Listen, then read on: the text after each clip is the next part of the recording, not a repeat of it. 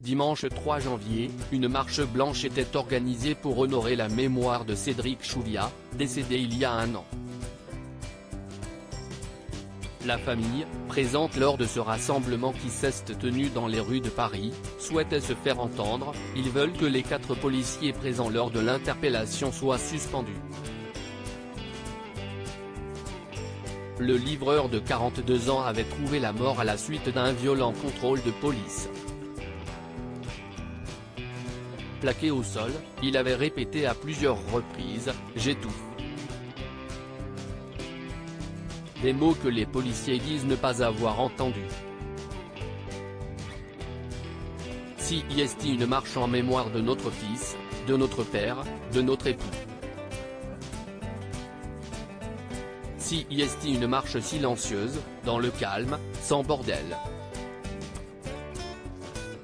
On veut montrer que la famille Chouviat existera toujours, avait déclaré Christian Chouviat, le père du livreur, dont les propos ont été rapportés par Le Figaro.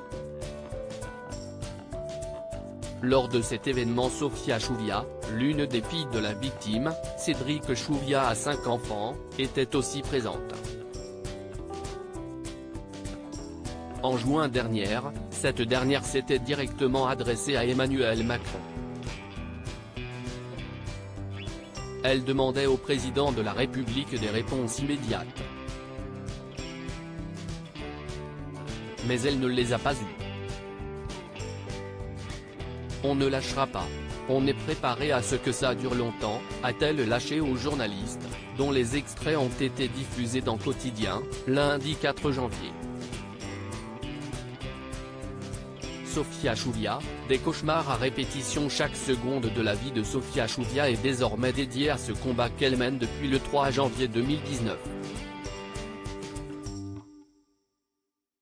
Quand je suis réveillé, je pense à lui, j'essaye d'honorer sa mémoire, de le rendre fier. Et la nuit, si est autre chose. Si est des cauchemars, à répétition, depuis un an. Je fais toujours les mêmes, je revois mon père se faire tuer. Moi subir ce qu'il a subi. Se réveiller en ayant l'impression d'être étranglé, si est ce que je vis chaque matin, explique-t-elle au micro de Quotidien. Du haut de ses 20 ans, la jeune femme a décidé d'arrêter ses études pour mener à bien ce combat.